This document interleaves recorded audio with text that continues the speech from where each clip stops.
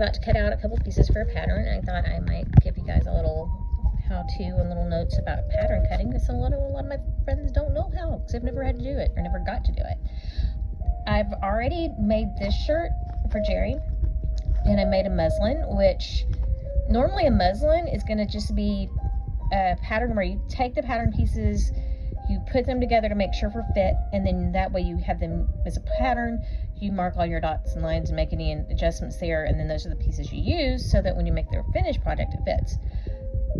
It was muslin, and it was a pirate shirt, so it just worked pretty well. And this pattern, about the only things that weren't really appropriate or authentic were kind of allowed for, is should be a gusset under the arm, but they pieced the arm where like it has the gusset anyway, so fine. But I'm about to cut out a pattern to make his waistcoat, and we're gonna do waistcoat. It said both ways. Waistcoat's fun. Since this is for a pattern, I'm gonna use the longer one because he wasn't sure which one he really wants. Eventually he'll have a whole ensemble, but we're gonna just do the long one for now. You can always make it shorter. You can't make it longer necessarily, not without piecing it or just starting over. So we're gonna be cutting this out. And when you go to the store, you're gonna go to a catalog, and there's gonna be big catalog books, or you look online. You're gonna look through, find the pattern you want. There's gonna be a pattern number. That pattern number is gonna correspond, if you're in this online, obviously they're just gonna send it to you. In a store, they're gonna be these massive filing cabinets full of patterns. They're going to be divided by brand, and they're numerical. This is simplicity. They're going to be numerical by this number. So before you even go find it though, check your sizes. Your sizes available on each package are here. So this one's just large, extra large. The small to mediums are going to be in a different size package. So you may not, just because it's in the drawer may not mean they have the right size. And sometimes you're going to have all the sizes, sometimes there are fewer, sometimes it's even smaller bunches. This particular pattern has a lot of things in it. Sometimes they don't. But to find out what size you're going to wear, usually, some patterns have it on the flap. Some of the pattern books have it in the books for you to look. But you're going to take your measurements, and you're going to see where they fit and where they fall. Sometimes they're going to fall one here, or even split like this. So there's a possibility, if you're making this pattern, because it's a coat, vest, jacket, this is a gilet, I believe, to go around your neck, and the pants, your bottom measurements may not match your top measurements, so you may have to get two patterns. But always go with the bigger pattern measurement, because you can always take something down. It's a lot easier than making it larger normally. But you'll find which one it is, and then you look below, and that'll tell you the size.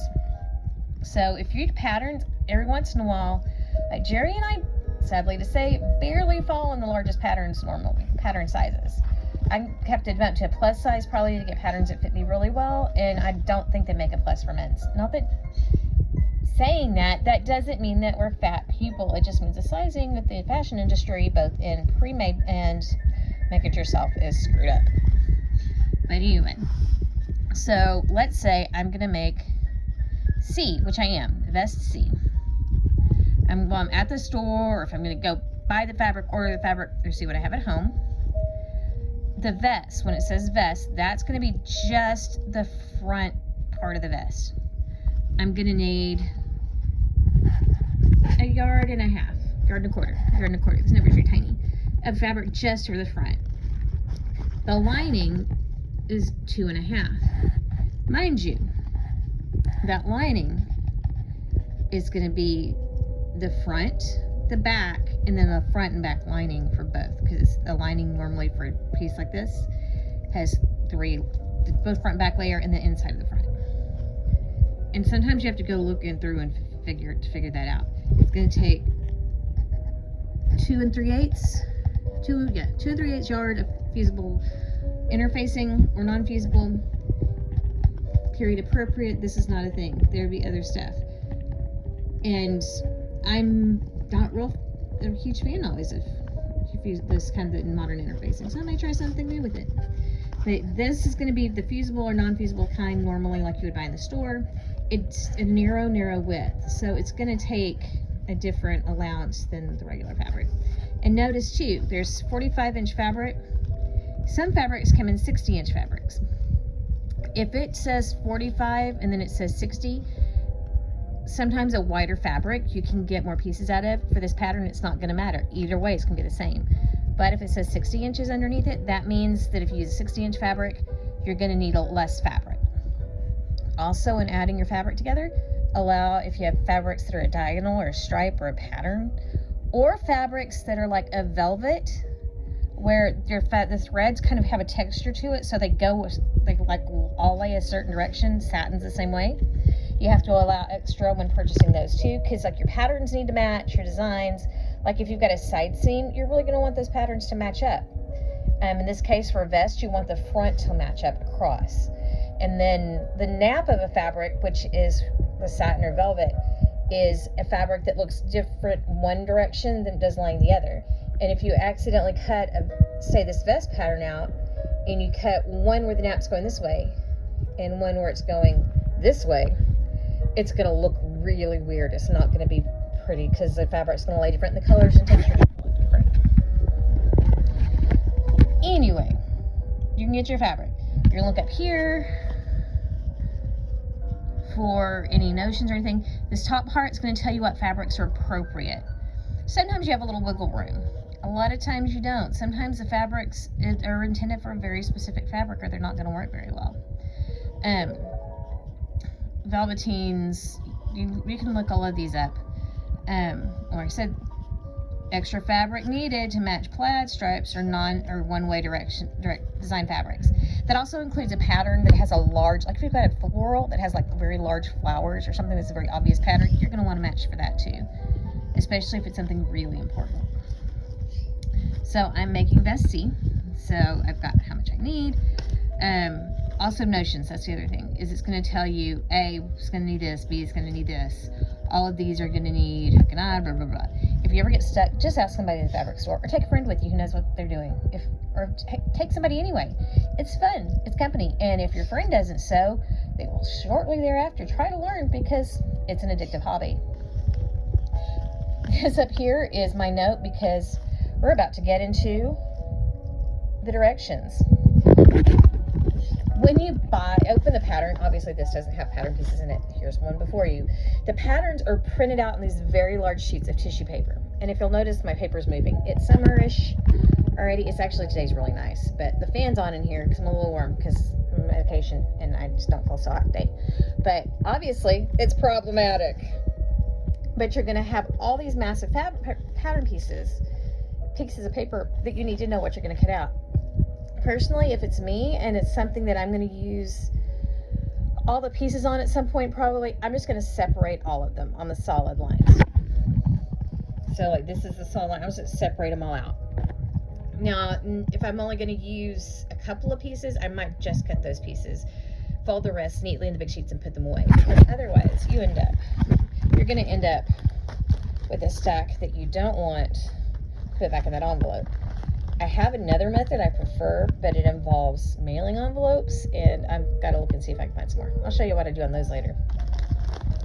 But I went there, got out the pieces I need, and I know where those are because I pulled up my directions.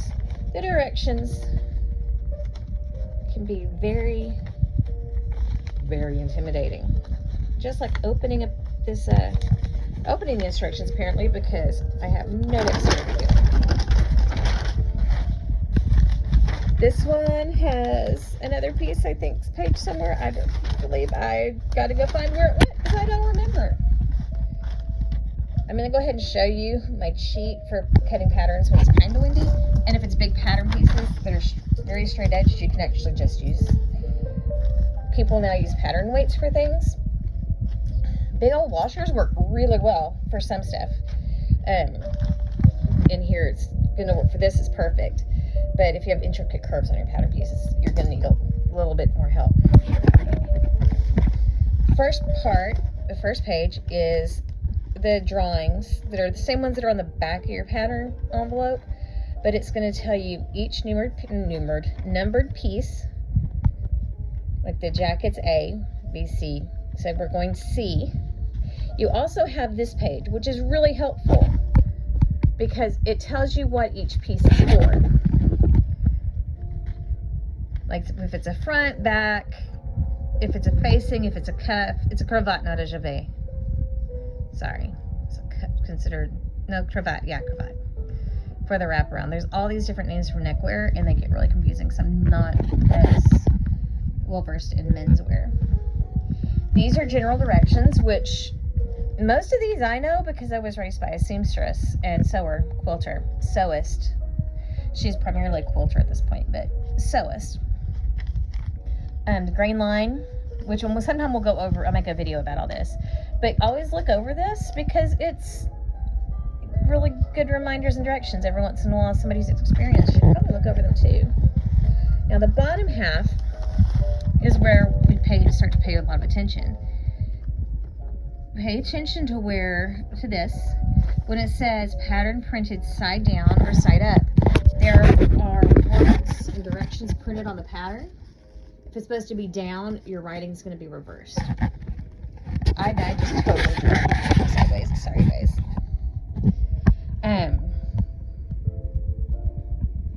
Let's see. This is for coat A, and they'll say interfacing. It's going to be A coat. Anything under that, it's going to be interfacing. Lining will be listed separately. B vest, we don't want B. C vest. This is where it gets a little confusing, partly because this one jumps 2 lines. But C vest, you would have thought they should have put a line here, and they didn't. But C vest, so this is the front. The front's going to be piece 10, and it tells you under each one what it is. You can always double check because, like, if you look at that, it looks like it's just piece 10. It is more than just piece 10. It's also piece 10, 12, and 13 because this is a lining and this is interfacing. So it's going to be everything between C and here. So the interfacing is basically a stiffener that stabilizes the fabric. It's a form of a stabilizer. And there's Rick. Hey, Rick. And my flip-flop. Hi, Rick. And then you're going to have your lining pieces and your here's the thing. You also have to pay attention to, sometimes it'll have, it's like 2 different ones. You're like, what am I supposed to do again? This says size extra small. This says size small, medium, large, extra large. Depending on what you're making, there are some things that for a smaller person, you can make more out of less fabric because you can get more pieces side to side across your fabric. When you get past the width of the fabric, you start having to use extra lengths, which is part of the reason that plus size fabric clothing costs more. I'm sure there are other reasons too, but that's a little bit of the reason plus size clothes cost more. There are other BS reasons too, but that is one legit reason, is because it does take more fabric. Because you have to sometimes bump down to an extra length of everything, so your fabric costs go up. Now here, we're not exactly following this because we're not cutting everything. We're going to be cutting 2 of part 10, which is the vest front, and 1 of 12 because that's the back. As you can see, there are, a little closer here. This is selvage, this is sell, this is fold. What you're doing in this case, most things are going to be, let me see if I can find one on here that's on a fold. Well, there's not really one here that's a good one that's easy to show you. If it's on the fold, there's going to be this long arrow, long line with 2 arrows. That means you fold the fabric and you put this side on that fold and you're going to pin it there and go off of it. And then you're going to cut. Normally, most patterns, probably 8 to 9 times out of 10, you're going to either cut on the fold or it's going to be like this here, except you would cut you would put the fold where the selvage, which the selvage is the finished edge of the fabric. This is the selvage. These are the selvage edges. you would fold those together. So you would have the selvages on one side and your fold. But since this is the best use of fabric, you're gonna fold it just far enough to cut these 2 pieces, and the other 2 you're gonna have to pin on, cut it, or trace it. In this case, I would trace it and then do the other one and then cut it out. Normally you don't have to do that. Normally you have it folded over and you just pin it very carefully and then you cut it both at the same time. If your fabric is really nice, expensive fabric though, I highly recommend using a tracing it off. Trace it off and then cut it out. Go ahead and pin it or use weights. This is when weight's really handy. But then you'll go and cut it afterwards. Now I'm going to give you some tips on cutting. And again, just a hint, heavy flat washers work really well. And they do make sewing weights. I have not ordered any yet because I'm cheap, but I'm sure I will at some point. Because let's just face it, these pattern things I want to make are just getting bigger and bigger and bigger. And it's easier that way. Now, I'm going to come over here. We're going for a walk, and we're walking, and we're walking. I'm going to show you more on this side, this pattern piece, what I'm doing, because it's a smaller piece. When I talked about the little arrows with it being on the fold, you can see how it comes here and it says center fold. This is a piece that when it folds out, it's going to be the whole back, so it's going to be made out of one piece. That's why it's done that way. A lot of skirts and things like that, or tops that may be open in the front might be done that way. Or curtains, things of that nature. When you're pinning your fabric, excuse me, you're going to want to put the pins running parallel to your sewing line, your cutting line, because otherwise you're going to cut your line pin and it's really, really bad for your scissors. Over on this side, it doesn't matter. Don't pin it this way if you're cutting it. I've just found on the fold it's a little easier to do it this way. Plus it reminds me that it's on the fold. I plan, and when I do this finished piece, I'm going to trace the pieces off. I am not going to pin them. I'm going to do it, we mark it and everything correctly. One thing I do need to do is anywhere where there's a little dot, I'm cutting an extra large. So I'm going to mark all the dots that are extra large. And like, see, this is a large dot, this is a small dot. So I'm going to draw a circle. Normally I'd use a marking pencil, but since this is for pattern piece, I'm just going to use marker. And mark each a little dot, a big dot.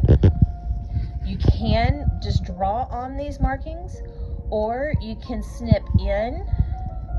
When you're cut, you can cut in and make a little V in. I was taught to do them out. That way you don't snip in too far. You also then have that mark still on your pattern piece, and it's very obvious next time you go to use it, if you use it again. Really, I should put more pins in here. Straight lines or curves that have very little curve to them, you don't have to use as many pins. Technically, I should probably have a couple more pins here. I'll probably add those before I sew them. Again, you have more of these markings. These markings are going to be for when you attach the front, you're going to match those triangles. Same over here. One of these is going to be probably a case of you match them up for sewing purposes.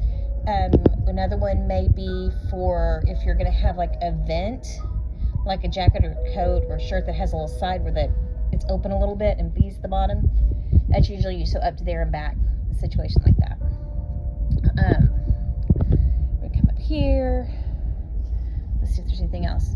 Always keep a pin cushion handy. This one has all sorts of random things in it, pins in it. I try to keep mine sorted because I have a lot of different kinds of pins.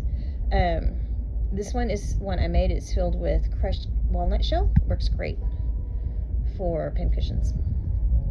It's also they make a nice bean bag as well. Then when I go through, I'm going to cut on those lines. I'm going to use my shears, which sewing shears are different kinds of shears. These are shears. See how this side is kind of flat? So they lay flat. Yes, my house is really gross and a disaster. But they lay flat on your board. Always cut very slowly. Don't rush cutting things out. And try to keep them as flat as possible. You're going to have times where you're going to be cutting little detailed things. And in those cases, you're going to kind of have to pick them up. But especially big pieces, take take your time and try to keep everything as flat to the board as possible. That you just keep going around and around. And what I do sometimes when I come up on things like this, here, let me show you. When I've got a mark there, I'm doing cutting one-handed, so please bear with me. I'm going to cut up to it, and then I'm going to cut up in here, and then I'm going to come back and neaten that. You can also get,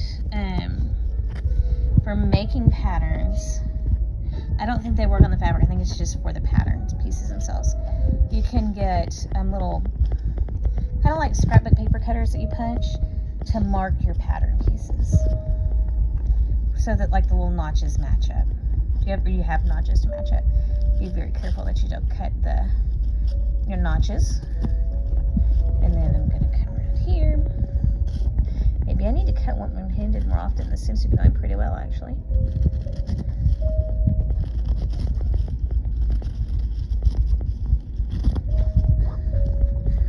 Let's see. See if I can show you guys how I mark dots. That's how I was taught to do it anyways. Woohoo! Look at that. That's some pretty decent pattern cutting. My little drawer over here with my marker, which I'll use, but that's not the part I'm going to show you.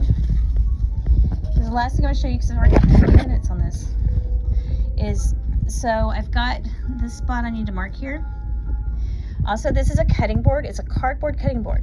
It is gridded in inches. It was also a great D&D map. Just saying. But anyways, I'm gonna take this pen and stick it all the way through the cardboard. Another thing, cutting boards are great. If you're gonna do actual sewing, buy you a cutting board. They're also great surfaces if you do painting and crafting and stuff that gets messy that you want to be able to put up and take away. Eventually they're gonna get wet. You'll probably have to reuse them or buy new ones, but they're really handy. If you're on a flat surface, which you should be, I should not be doing this. I am on my bed. So it gives and it moves, but I don't have anywhere else really big enough to do it. And sitting on the floor, it just kills my back anymore, so it's really hard to do. But being on the bed, I can push this pen all the way through. If I was on a table, I would still push it into the cardboard and not all the way through. But I'm on my bed, so that's why I did that. Then you stick that all the way through. And I can undo this pin here and just reuse it. I'm going to come over to this other side. Bear with me, see if I can do this right. You can see what I'm doing. I'm going to take that pin and stick it kind of back through where the other one's at. Kind of push both pin heads in so I can see where they're at. And then just very carefully pull the paper. And then I can go in with a marker and mark on both sides where the spot is. That's all I have to do there. But anyway, I also have to cut out this big boy for the vest front. But anyway, hopefully this won't be too terribly difficult. But that's a little bit of lessons on cutting pattern pieces. If you have any questions, feel free to let me know. If I think of any exciting links that would be helpful, I will add those in the comments. Thanks, guys. Have a lovely, lovely Sunday afternoon.